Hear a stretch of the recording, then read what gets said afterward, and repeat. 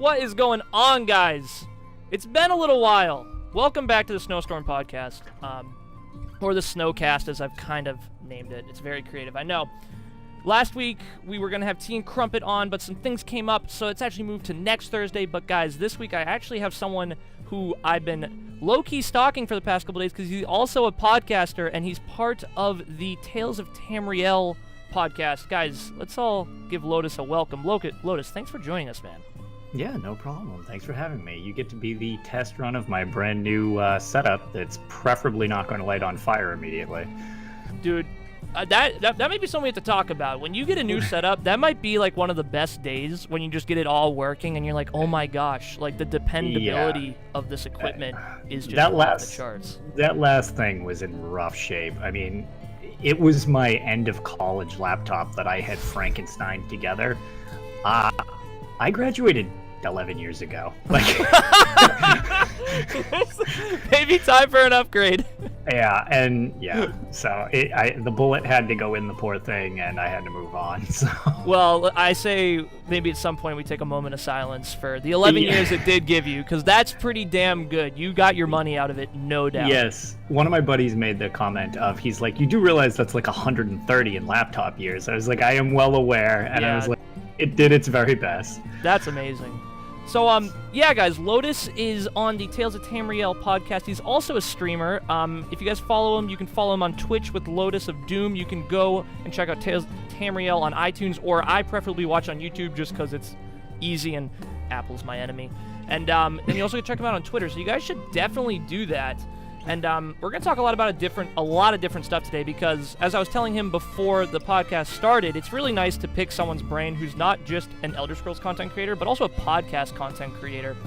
And his podcast setup is very different from mine. Instead of just a one-on-one, it's a group of friends hanging out, and they talk about the game, lore, different content creators, a lot of different interesting stuff. And yeah, so I guess like the first thing I want to ask, and it's probably not a hard question to find, but I was interested to ask you. So you were not originally on Tales of Tamriel. You were actually a listener, and then you just came on.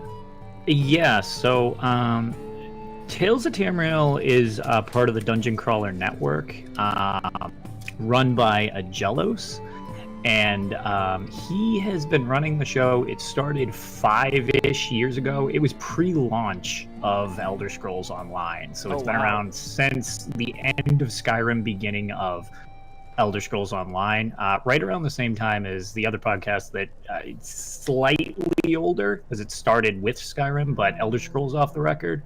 The two of them kind of in tandem started up together, so they're both like pushing 5 years old at this point.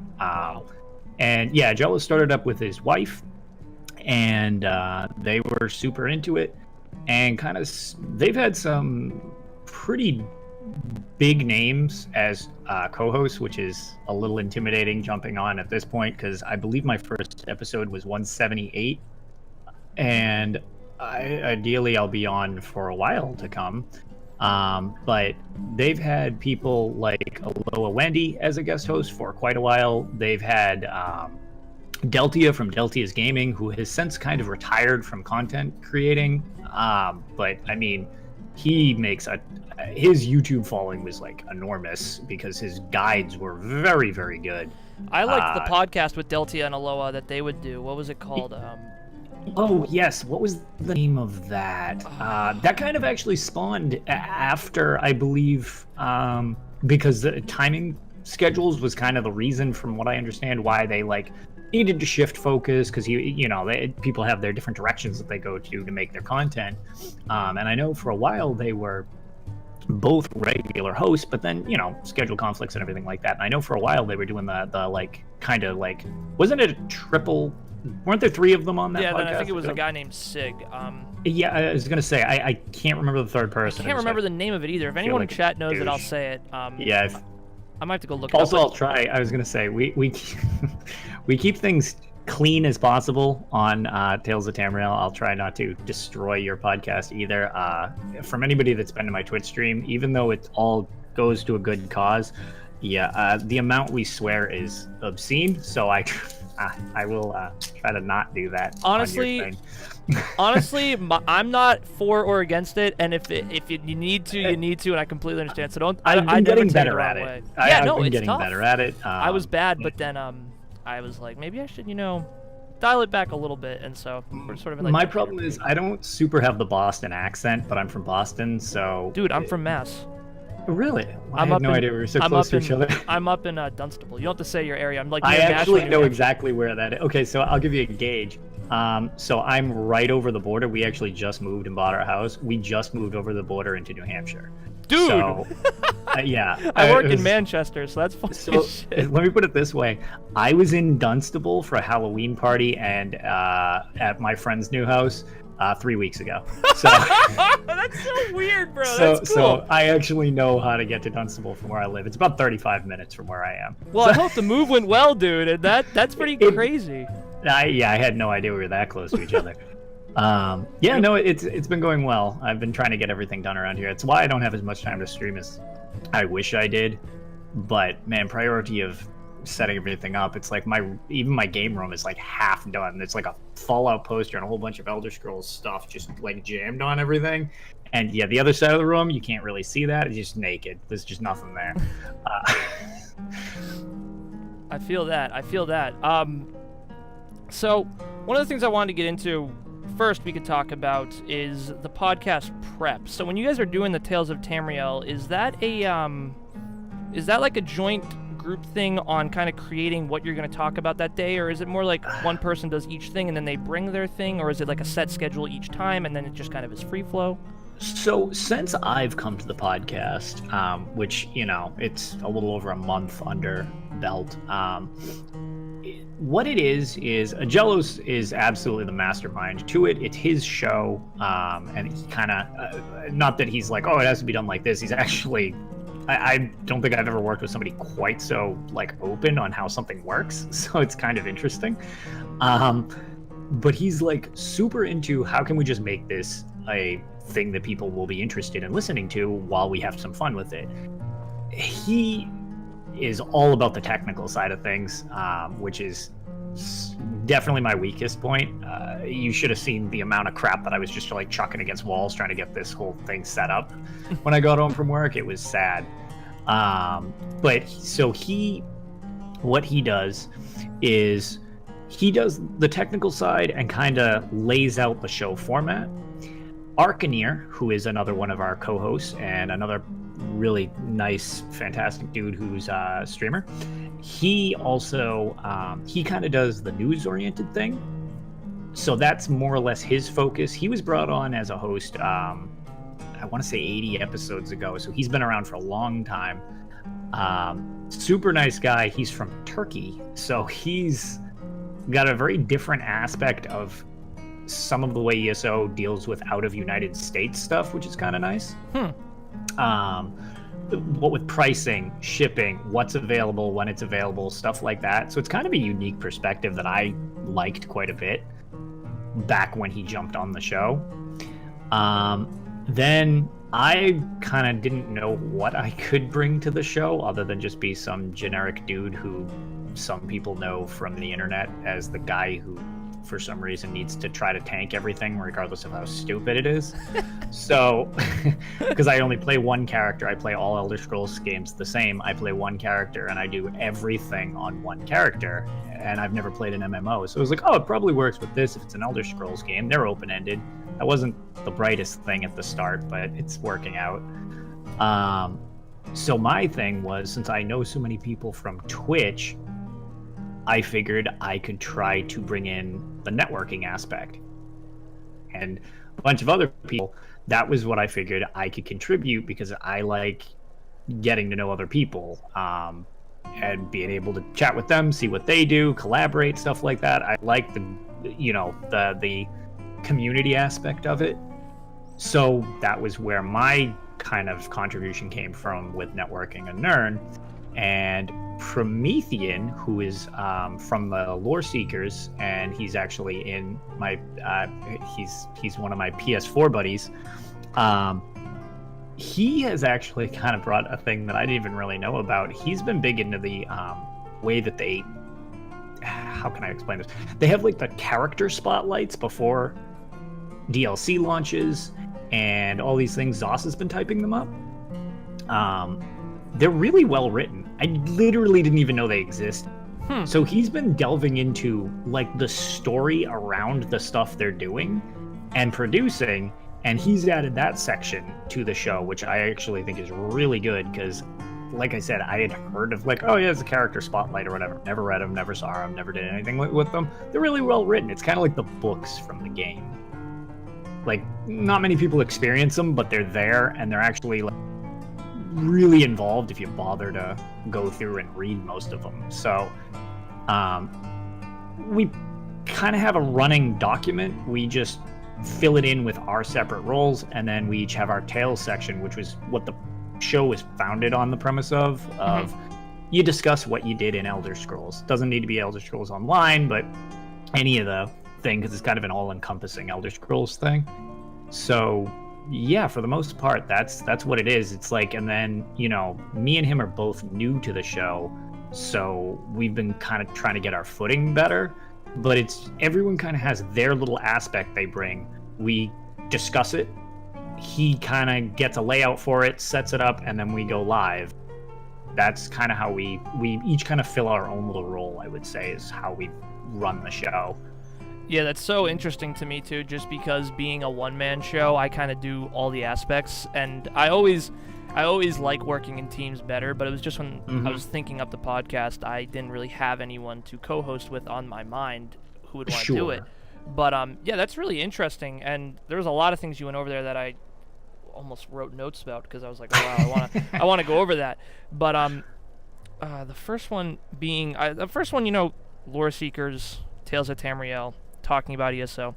I guess we can sort of dive into the lore of ESO, and I don't know if you guys have talked about it, but I mean, in the lore community, I'm on a couple Facebook pages, and it can be not toxic, but a little heated when you start bringing up Elder Scrolls Online stuff, because it's sort of like the ugly stepchild in the Elder Scrolls community, not the MMO community, and not the ESO community. But no, I know exactly what you mean. But the Elder Scrolls as a whole community, especially the lore community, has pegged it for certain things that it's done wrong, holds it accountable when it makes mistakes, and overall just like is very critiquey about it. And being a lore nerd myself and someone who hasn't dived completely in but has definitely watched a bunch of YouTube videos, I've watched all of Shoddycast videos, all of Fudge Muppets videos, just some people that I go to kind of consume.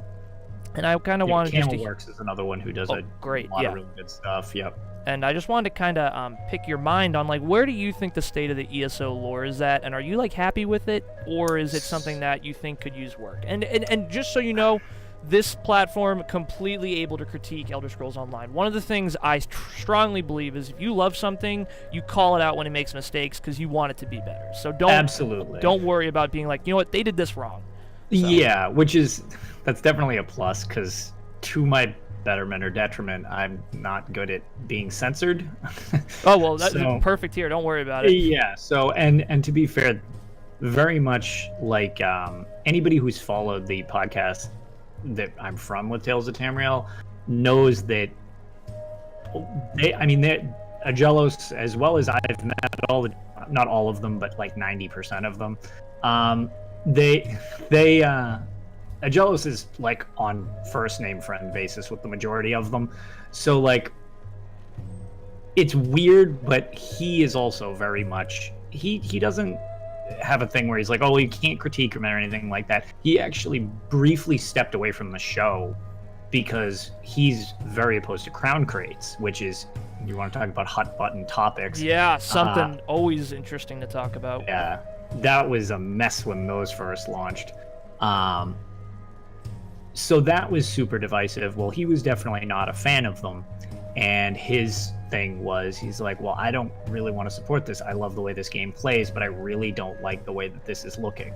So he was like, I have to step away. And I remember on the show, I was like, well, this sucks. Like, I just lost one of my like favorite shows. This blows. And Arcaneer, who also doesn't really like them, was like, well, I'll carry on the mantle and we'll kind of make do. And it was funny because I think he made it 3 weeks. We were actually just joking about this. I think he made it 3 weeks, and he's like, I miss the community too much. I think I just have to suck it up and deal. Because he's like, I don't want to He's like, I miss everybody. This sucks. He's like, I guess I'll just come back and be a protester and deal with it. And he said, and to be fair, the state of the game has gone much more. I'm actually in the rare camp that I don't care about crown crates. It's whatever. I'm with you, actually. They're not my thing. Don't buy them if you don't like them. If you like them, buy they're them. not. And they're not my thing. And they're not great game breaking, so. They're not. As long as they stay. Yeah, if it starts getting dicey with gameplay stuff, then I would good with it. But that type of thing, it doesn't really bother me. I'm not a big cosmetics guy. Yeah, me too. So like it is what it is. If people like them, awesome. If they don't, yeah, do what I do and try to ignore them. I know that's like a cliched statement, but it's like as long as they're not ruining anything, But you know, people feel how they feel about it, and so that's just it. So it kind of got divisive. Then he came back. So with the idea of being divisive on things, I'm pretty well versed in lore. People on my podcast, people on the podcast I'm on, they just as knowledgeable, if not more so than me. Same deal. I like just listening to other people's interpretations of stuff and everything like that. I don't get bent out of shape if something bends the rules a little bit. And ESO has definitely bent the rules somewhat. I mean, Cyrodiil theoretically doesn't really make any sense. It should not look like that. It should be a jungle. Yep. Yes. It's, you know, whatever. Side Neen, the fact that it looks identical to the way it looks like in 400 years later, it seems a little weird, but I mean, it is what it is. I mean, maybe they just rebuilt it exactly the same for several hundred years. Yeah. But the other one that I know is, I believe it's, what city was it? One of the cities in the Imperial, in Cyrodiil. I believe it's Anvil, the Dark Brotherhood area. Yep. Yeah, I believe the castle is supposed to actually not be there, or it's supposed to be surrounded by a moat or something. There's some weird geographic thing. I forget exactly what it looks like in game as opposed to what it's supposed to look like. And that bent a lot of people out of shape. I mean even the races bent people out of shape, like the factions, like putting the Dark Elves with the Argonians, and people were like, but they were literally slaves for hundreds of years. They were, but, and don't get me wrong, that's a little weird, and some of the reasoning they gave behind that, they're just like, yeah, so Doom. Okay, I don't think that's really how that works, but whatever.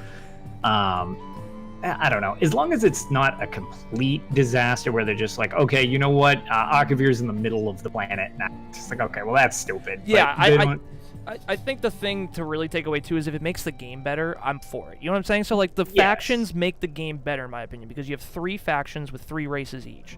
Now, them teaming up may not make sense, like, historically, but geographically it does. So, maybe it makes the game better. And that's just it. It's like, the other thing is, other than like the fun factor, which it's a game, so you need to have a fun factor. Yep. But like the thing about it that I find is, look at just real life. Sometimes you get weird stuff to happen when there's stressful situations. Well, I mean, we got a Daedric prince destroying everybody at the same time that everybody's like fighting for the throne because there's a gap. It's like, well, maybe people are just like, oh, screw this, I'll just deal with this, and then I'll backstab them afterwards or something like that. It's exactly. Like, I don't find it that far-fetched, honestly. But I mean, I understand there's some nitpicky stuff that people do, but the one thing that I always say is, between Dragon Breaks and Elder Scrolls, it's written into the lore that they can fudge their own lore pretty well. That's literally what the Dragon Break is. Yeah, if we want to change it, it just happens. Exactly, and it's like, oh, there's an Elder Scroll. Well, okay, if we're in Cyrodiil, we're fighting over 6 Elder Scrolls on the field, so I'd imagine we get some weird time distortions screwing stuff up. So, I don't know. To me, that doesn't seem too big a deal. Those are good points. Again, it's... Sure, it's not perfect, but each game isn't even completely consistent with each other from what I remember. I mean, going back, I still haven't played the first 2. I haven't finished that crappy Engage game. I don't know how that ties in. It's so full of spelling errors, it makes my brain hurt. But but so like there's some weird ones off to the side that don't really sync up all that much, or might not. I don't know yet. But that's just it. It's like, yeah, when you're clever enough in advance to write in a mulligan into your lore, it's like, man, you're kind of, I don't know. It seems hard to really give them that much crap when it's like, I don't know, man, it's Dragon Break. Because like the original thing I heard that I liked was, we were joking like, man, there's an awful lot of heroes in this timeline, and that's everybody's gripe with MMOs from what I've heard. It's like, oh, it's just one generic plebe going through and saving the world like everybody else. And then I heard that it's like, oh, well, if you just look at it like this time period, the interest is a giant Dragon Break anyways. These are all the timelines. All you're doing is seeing other heroes from other timelines, and then they just all converge and you get a timeline at the end. It was like, oh man, that's actually kind of a funny way of putting that. I never thought of that. I was like, well, okay, yeah, actually, I guess that makes sense. Then I guess we could just all be overlapping with our own timelines. We're all versions of each other. Yeah, running exactly. The same story. So I was like, okay, that's good enough for me. Have you finished the Somerset storyline yet? I have not finished the Somerset storyline yet. I won't spoil it, but yeah, I was gonna say I've heard some good stuff. Yeah, it's good, and the ending kind of alludes to stuff like that, multiple universes and stuff. And I won't give away anything more, but I loved when I saw that, because I'm like, perfect. They're kind of saying, this might not be the timeline that Skyrim's events take place in. This might be a different timeline. Right. And, some people are like, well, then why am I playing it? It's not important. And no, you know what? You're still in the universe, and, like, that's what's important. And so... Yeah, it's like, okay, if it's not important, then I guess you skip this one, too. Yeah. It's 12 million other people who seem to think it's pretty fun. No, for sure. And then, it's never the Elder Scrolls Online community that's like this. It's the Elder Scrolls lore community that doesn't play the game, and they're kind of like a distance away from everything, and they go, no, wrong. Well, I mean, not exactly the same, but similar vein with, this game got a lot of kind of crap going toward the start of it, because I followed it at the start. So did I. I played at the start and quit, actually, because I had problems. Well, I did not, because I was waiting for console launch, and I remember seeing a couple of my buddies play it. Yeah. Yeah, and it was like, ooh, nope, I don't think so. I think I might be okay with this one, actually. I think I might pass. Which obviously they turned that around, but nobody wanted multiplayer. Everybody was like, oh, I want co-op, but I don't want multiplayer. This sucks. And then you look at Fallout 76, which is currently about to happen. I'm super excited for another Bethesda property, and they're basically like, okay, it's a big co-op Fallout game with very minimal grouping, like other than co-op. I mean, there's very minimal PvP. It's not meant to be griefing, and everybody hates it because it's not a single player game. And I'm like, okay, like I like playing with my friends. Me too, dude. So... I was gonna say, when we were playing Skyrim, me and my brothers, and we'd switch time on our PS3 when we were younger, and we'd always say to each other, what if we could just play together? Right. And then when ESO was announced, we were so excited. We were just like, oh my god, we get to go play. And we never played MMOs. So we didn't understand how, ESO, when people come to my stream, they go, I want to play this game. Should I play it? I'm like, well, if you love MMOs and you like ESO and you like Elder Scrolls, it's a great game. If you think you're coming to play Skyrim 6 or Elder Scrolls 6, maybe it might not be for you. But if you're willing to adapt to that MMO grind, that MMO lifestyle, and the people you get to play with, then you'll love it. So yeah, and that's just it. It's like, I don't know, if something really bothers me, I kind of, I mean, unless it's like objectively hurting people or whatever, but like if it's a video game, video games are fun, so exactly, it's a hobby. But if something sucks and I don't like it, I'm not going to post on forums about how much I hate it all. I'm going to just be like, okay, well, this isn't for me, so I guess I'm done with this. Like, it is what it is. So that's kind of the thing. And I was amazed because, again, like you, I had no experience with an MMO. I played some others for like 5 minutes and stuff, and I was like, no, I don't like this. I don't want anything to do with this. And I played this, and I was like, oh, I kind of like this. It's a nice mix. I figured at first, I'll just do the stories. I didn't even know what a tank was. People just told me I play like a tank. They're like, you're on all heavy armor, you use a sword and a shield, and you run into everything and don't do much damage. You're a tank. I was like, okay, if you say so. I don't know what that means. So Like, I would just go through the stories. I liked them. And then I was like, oh, maybe I'll try these dungeons. Oh, these are fun too. Oh, what's this PvP thing about? Oh, wow, this is a lot of fun, and this is complete, like, chaos. And that's kind of weird, because then it became, so what other games do you play? I was like, I pretty much play ESO now. I used to be, like, competitive Call of Duty and everything like that, with, like, game battles, and I used to, like, be all about that. And that kind of started to fizzle. And then I got into this, and people were like, oh, so what do you do? Like, what do you... I was like, I don't know, I'm trying to do everything in Elder Scrolls Online for some reason. Like, it was always my nerd game, and then it just became my only game, so... Yeah, I was in the same boat. When I started playing ESO, I realized pretty quick, this is going to suck up a lot of my time. I'm like, shit. Yeah. And so I thought to myself, well, I want to do something productive. So I started doing YouTube videos, and then that was kind of a train wreck, because I was, like, using the Camtasia demo and just, like, making the worst videos ever, because I had no editing skills whatsoever, no real mic. I was, like, getting close to my computer mic enough that my voice would come in, you wouldn't hear the in the back. But then I just started streaming, and then, I mean, yeah, ESO is a great game, and I think sort of like the overarching theme of what we talked about is it kind of has something for everyone. You know, if you are a lore, if you're a lore nerd, I really do think ZOS. You can just play the stories to this game and get your.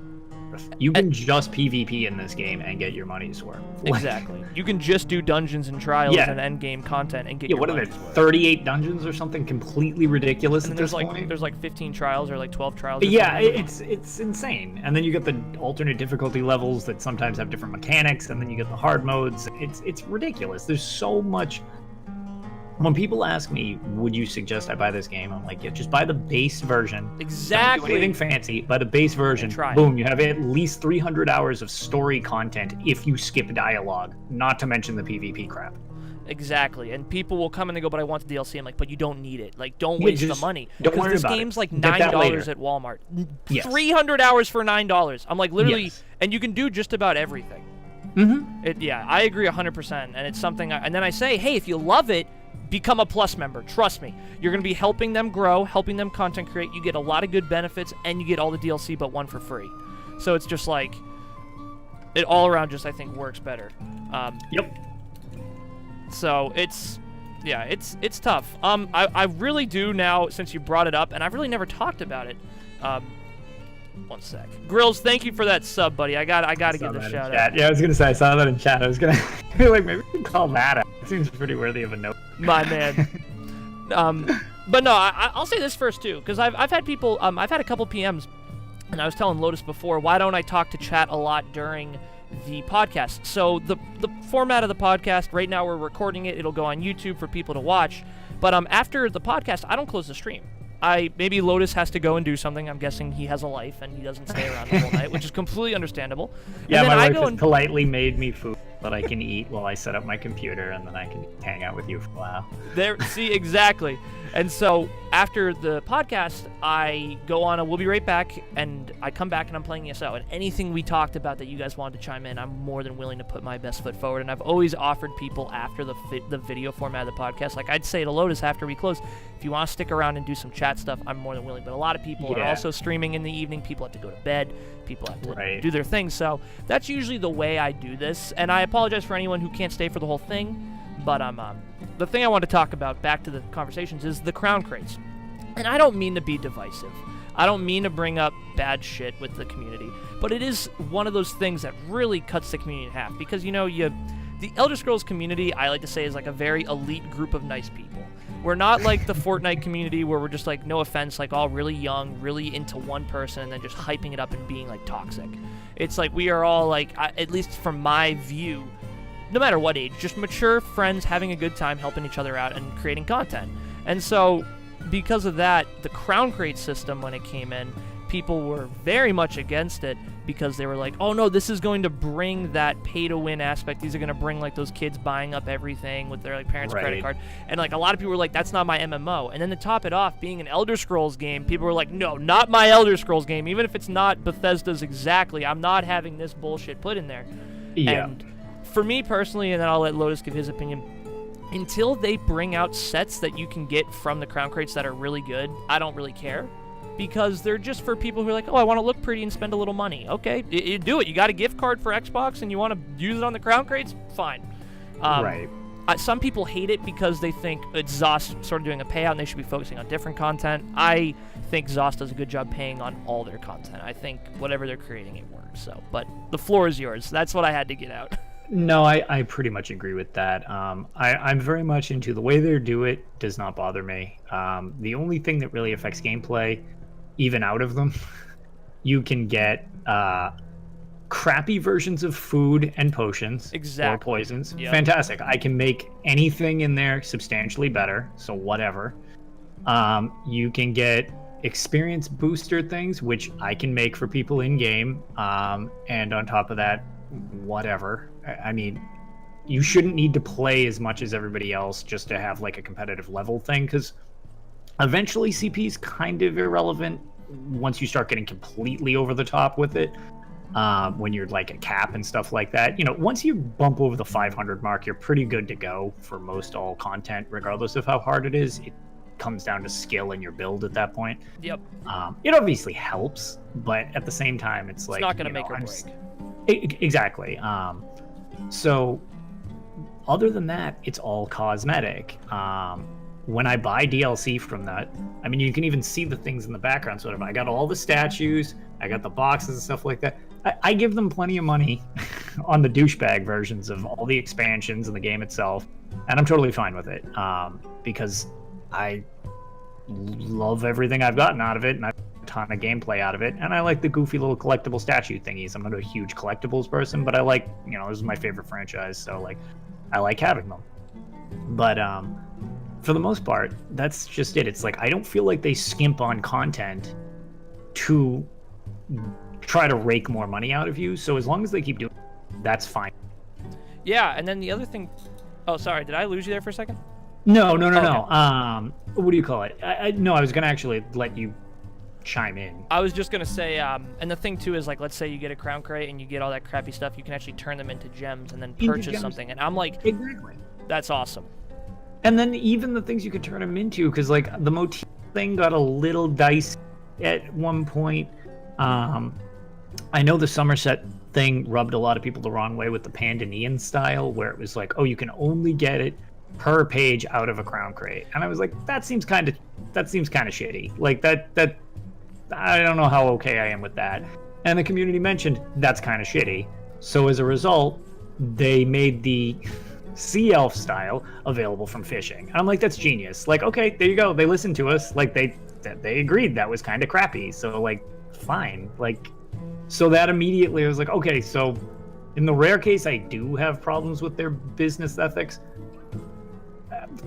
they kind of fix it in a way that then I'm like, oh, all right, never mind. I guess I really have any complaints. And maybe at some point they'll do something I disagree with and actually disagree with. It just hasn't yet. Yeah, and I think too, one of the best things, I bet you get it too all the time, people go, why should I play the game? And one of my biggest reasons is the devs are listening. You have a problem, go to Twitter. The devs are there. Gina's on there. She'll like your tweet. She's like, oh yeah, she'll listen, and then if it's a problem and a lot of people back you up, they fix it. The amount those people are involved is insane. Like, it's mind-bending. Yes. So, but one thing that I've been posting about, that I've been trying to do is I'm almost to 1,000. I need to. I'm trying to get it done before the Halloween events. So my goal is to try to like get my last. I think I need 16 more CP or something like that. And I'm thinking like, man, that means I played this game a lot, regardless if I'm doing it right or not. But like, I've played the game a lot, and then I look at my counter and I'm like, oh, I played this game way too much. But and then I remember, I mean, this was a while ago now, like before Somerset dropped. Rich Lambert had a post. It's like the dude is the game director, and he hit 1,000 CP and has cleared VMA more times than like you can imagine, and he did it on stream. And I'm like, dude, these guys are just like giant dorks along with the rest of us. Like it's they crazy. Just happen to be making the game that we're all playing as well as playing the game. So exactly. And I my brother met him at PAX 2 years ago in Boston. Oh, it's funny. That's actually where I met him too.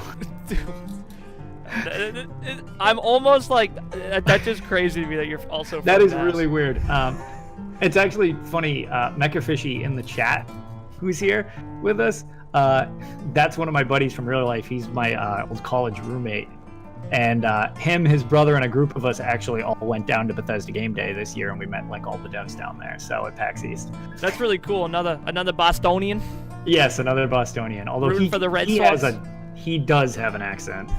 We're the khakis. It's a great accent.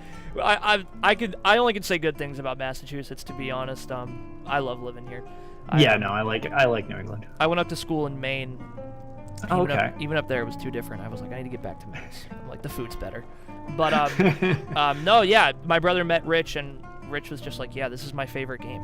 He's like, I love working on this. Is my favorite game. It's just like, I try to tell my viewers that's rare. That's very rare to see. Yes. A lot of these devs hate what they're creating because the suits above them are making them do certain things, and it's just with ZeniMax. Of course, we have seen where the suits try to do certain things, no doubt.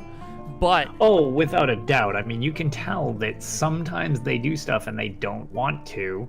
Yep, 100%. But they definitely seem like they have enough sway that they can kind of meet in the middle. Because I'm not delusional. I mean, it's a business. If it wasn't making money, they would have ended it. Like, yep. So, I expect them to still get paid. This isn't all for fun. They need to do this for a job. But like I say, I don't find that they ever are fleecing me over when I'm doing something. I could just buy the normal versions of that. I voluntarily buy the real life douchebag versions, as opposed to a lot of people are like, oh, I like all the cosmetics. It's like, okay, that's not my thing, but these are my thing. So that's my collectible, where somebody else can get a collectible in-game. Like, oh, I got this fancy mount or whatever. It's just, preference of how you want to do something, but you could just play base. I'm not even subbed that frequently, and that's like the biggest shocker to most people that play this game, is how do you play unsubbed? Yeah, I've been a Plus member since they gave us the free weekend, and I knew once they gave us the free weekend, I wouldn't be able to give it up. I'm like, those bastards, they know what they're doing. Yeah, exactly. And crafting bag, incredible. That thing is awesome. You get all these buffs with it. It's really good. The only reason, and it's not that I'm not a sub, it's that I stagger when I sub. So I sub to buy the DLC physically, like the, what do you call it? Like the dungeon packs. I'll sub for a month so that I can play the new dungeons, and then I use the 1,500 crowns to buy the dungeon pack, so that when I'm unsubbed, I can keep playing the dungeon. And that's actually how I do everything that's not basically a physical release, i.e. the chapters. Yep. And that's how I buy all the DLC, which, weirdest thing, the new one, the Murkmire expansion, it's a login reward. Yeah, how unreasonable is that? They're next giving month. you the next DLC. That's crazy.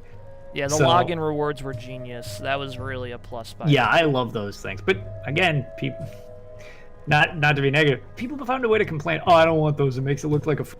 It's like, you can delete them if they offend you. Like, yeah. What's the worst case scenario? Nothing changed. Like, I think those things are awesome. Yeah, and I think it's really good for just new players, where this game, the problem with this game, in my opinion, if someone said, what's going to be the problem, I think CP is going to be the problem, because people coming into the game, it's a very daunting number to say, oh, I want to do hard content, but I have to get 810 CP. And so, you and me, experienced players, say, well, you don't need 810 CP. And that, obviously, it's true. Correct. But when you go into endgame content, a lot of people will judge you if you're not max. Even if you're a good player. You still see people go, get him out of here. They don't want him. And so, where I think Zos sees that problem, and there's really no way to fix it. So they try to create these things like, hey, we're going to give you drops. We're going to give you free crown crates if you just log into the game. We're going to give you DLC if you log into the game. I think they're trying to counteract it. So, no, definitely. And the thing is, it's like, this game just has so much to it. Man, like, I started back, basically at console launch and a little before that. I can't imagine going into this, like, now as a fresh player and being like, okay, so somebody explained to me all the things I can do in this game, and not having my brain just go, oh god, like, how could I ever? So, like, that's why, like, speaking of other podcasts, like the Tenants from Kyle Dempster Studioz, I always suggest that to people, like, when I stream, I'm like, hey, you want somebody who doesn't ramble incoherently, tell you how to play this, and not just be like, oh, wall of verbal text. that is just going to completely wash away any concept of what I'm talking about. Instead, just listen to them. They organize it. It makes sense, because my way probably does not. Like, too many hours of doing it where it's just all on autopilot at this point. But I've been practicing for 4.5 years or whatever it is. So. Yeah, it's hard to explain to someone who's new exactly how to attack this game. I always tell people, have fun. Yep. Do some questing. Put on some armor. Test out some stuff. And then branch out from there. The writing is so good. Just quest around. You'll get the hang of it. And then, you will.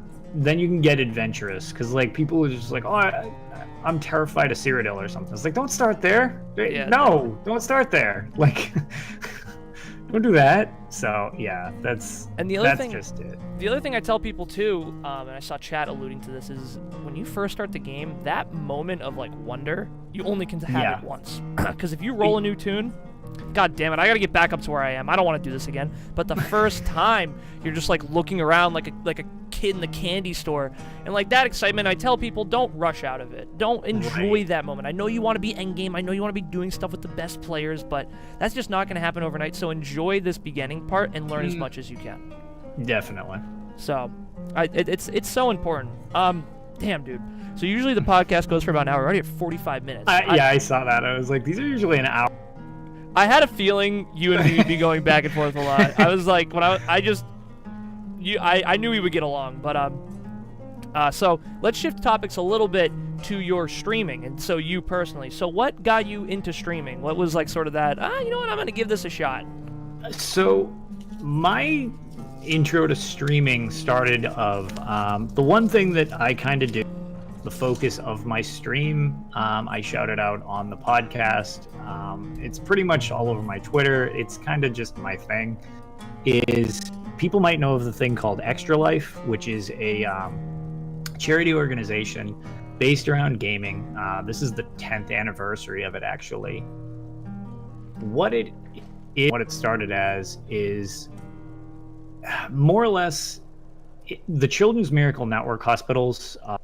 They're in the United States and Canada. They provide care to kids whether or not they can afford it, pretty much. And many of the cases are like pretty extreme.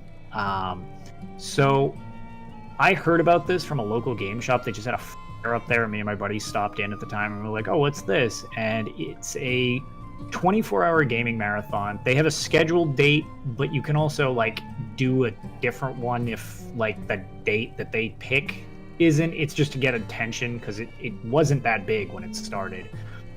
I believe this year there's 37,000 people involved with it, whereas when it started, I think the year we started, this is my 6th year doing it. I think when we joined, I think there were maybe like 3,000, 4,000 people, so it was like much smaller.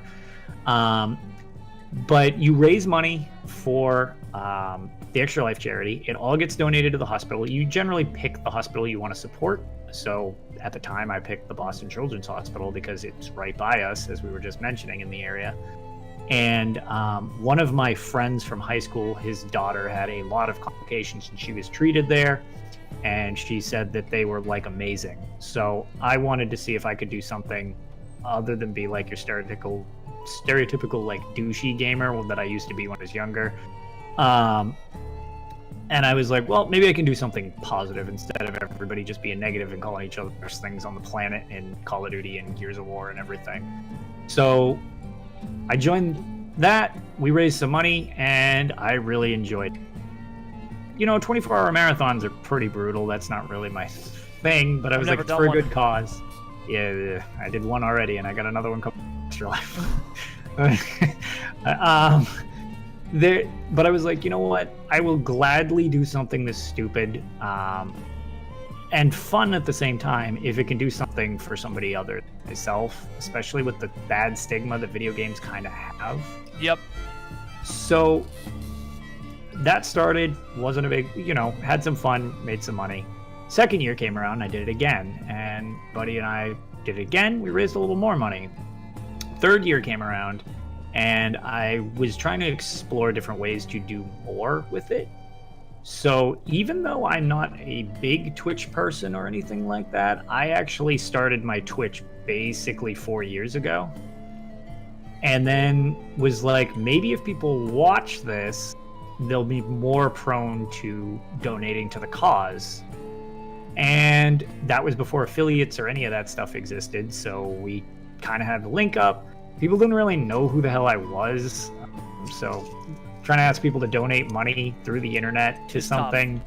Yeah, so it was like, well, we ended up actually making some decent money. Had a moderate amount of people show up to it, and I was like, oh wow, this is pretty crazy. Maybe I'll just do this for the event each year. So that was pretty much the extent of my streaming. I streamed like for the charity event and nothing else. So I would stream once a year, which is not a great schedule. Sort of like the solar eclipse of Twitch. He's coming back around. Here comes Lotus. Pretty much. So for several years, I didn't do like anything at Twitch.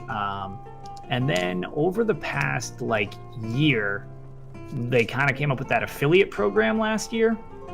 And I was like, hey, this is much more attainable. And it allows people to donate things like these bits, and then maybe I could just take all of these and I'll donate them on behalf of everybody. So then people won't feel uncomfortable putting in their credit cards to somebody they don't know or whatever. So that was why I started streaming. I was like, well, I'll just do this. And I have a job. I run my own business. So I'm like, I don't want to use this for me. If I'm going to do this, I need to do this for something different, something better. So I was like, anything my channel makes has to go to charity. Doesn't always have to be Extra Life. It can be any charity, but it has to go to. So that was why I basically started streaming. And then I realized I really liked it. A lot of fun. And I met a lot of people that I was like, oh, wow, like there's a lot of really cool people in this community as well. So then last year we had, for me, it was pretty high. I think we had 77 people or something like that for like an average for like the 24-hour marathon. And I was like, okay, that's like more people than I have that follow me at the time. It was crazy. Like, yeah. And I was like, oh, this is great. And we raised $1,500 or something like that for the charity. And I was like, okay, I need to do this. Like, even if I can't do it all the time, because I have a lot that I do in regular life that keeps me away from it. But I was like, this is fun. This is something I'm going to do. So that's what my channel's about, is anything I raise will go to charity. It's not for me. And this summer, you were there along with, I think, everyone else on the planet, because you never needed to do a chat room like that, was my friend Amy, who had a double lung transplant over the summer because of cystic fibrosis. She's not doing well, and she needed surgery at the time. And unfortunately, with that comes a lot of medical bills. So I said, let's do well, it wasn't even my idea. It was somebody else who said, well, you guys do these extra live streams. Could you do like maybe just 1 month for her and see if we can raise some money? And I was like, that sounds fine. I was like, I don't know how much pull I have. I was like, you know, I raise money throughout the year. So I was like, I'm not sure how much can happen in a month, but I'll do what I can. Like, and I shouted out to you along with, that was actually around the time I met you, a little before that, I believe. Nice. You and like a bunch of other people. And this is where I actually first talked to Ninja614, because I had seen him streaming a couple times. And I asked him, how do you get people to recognize who you are? And he gave me a whole bunch of networking tips to, you know, it's easy to talk to people and say hi. It's another thing to get yourself to pop up on someone's timeline on a social media application, to which he basically gave me analytics and all sorts of stuff that I was like, okay, this is way more in depth than I expected, but okay, I'll give it my best. And during that event, we ran a 24-hour marathon where I played ESO for 24 hours straight. And I said, anything that's raised will go toward the Coda Foundation in honor of Amy, so that it can provide help. And I think we raised $3,000 in a day. And I remember that I had to have other people, because when I do marathons, I have host parties. And I had to have other people in the house, my wife included, read the chat because it was too busy and I couldn't keep up with it, because we were generally hovering or 400 people at a time. And I'm like, I don't even know what's happening. This is way beyond my scope of being a Twitch person. Like, I am not this big. I don't know what's happening. So I couldn't believe the outpouring of support. And my big thing was when I basically introduced to the ESO fam was before that. And so many people from this community, I was like, holy crap, this is like the most generous community I've ever like heard of, because everybody was piling in. T the Khajiit, as you probably know. Yep. It's like everybody does. At one point, she started streaming when I was streaming. Streamed for like, I think she said an hour, fill up a room with people who didn't know who I was, and then immediately people would pile into my room. And at 4 a.m., when I was like ready to pass out because there were 2 hours left, Ninja614 brought in like another 800 people or something like that when he ended his stream. And he's like, okay, wake up. He's like, you still have 2 more hours of fun. Lord.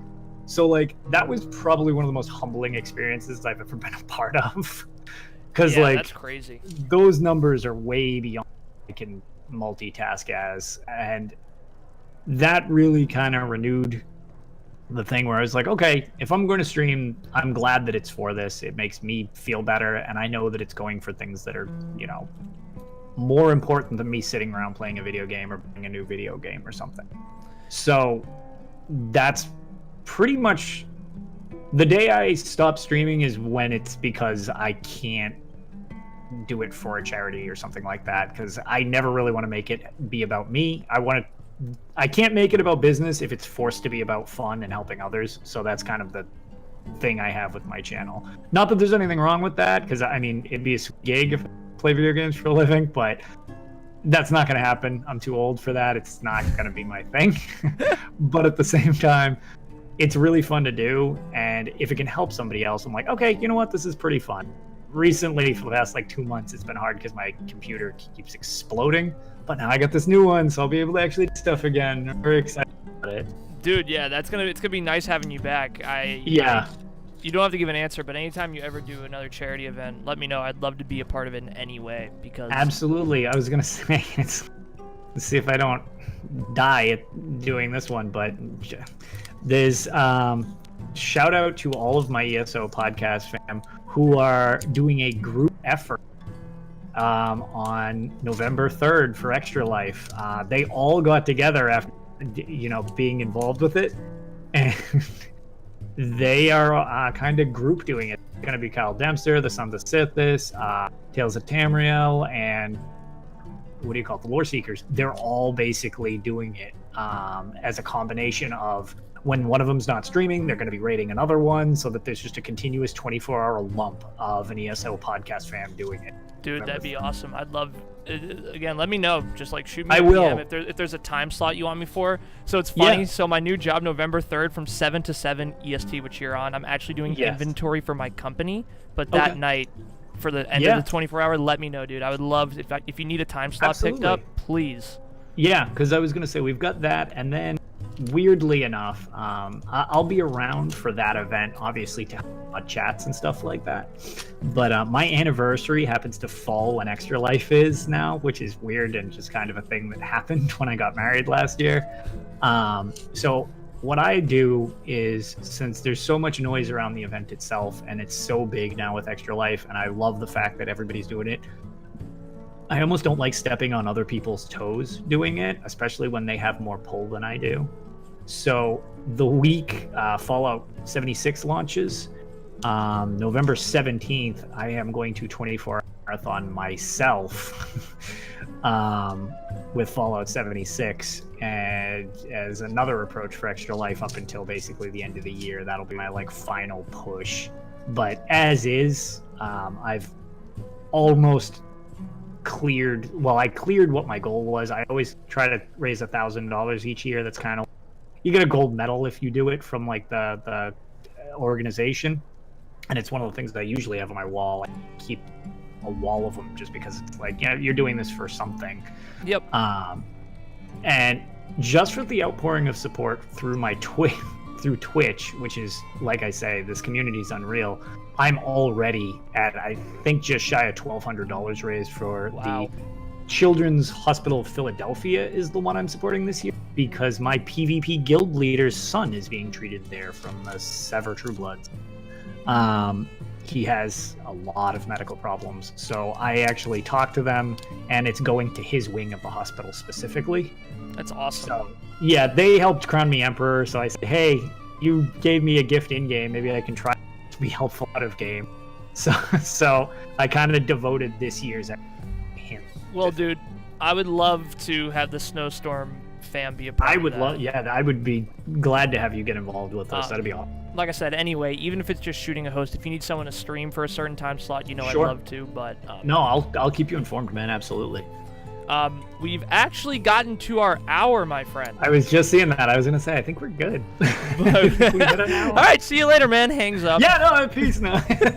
But seriously, dude, thank you for coming on, man. Absolutely. Thanks for having me. It wasn't too rambly. No, dude. And you know, here's the thing, too. I just want to say, I don't mind rambly because a lot of the times I have people on the podcast, regardless of who it is, some people are more reserved, some people are more open, sometimes they are more structured. But when you have someone who's just willing to talk, spread out their thoughts, and let us know what's going on, I'm sure the viewers and myself all love it. So, yeah, guys, you can check him out on Lotus of Doom Twitch. You can check him out on Lotus of Doom Twitter. You can check him out on Tales of Tamriel on YouTube or iTunes. This man's busy. I don't know when he's going to be messaging me about anything, but he's busy. Yeah, I was going to say, I cram a lot into a weird schedule, so...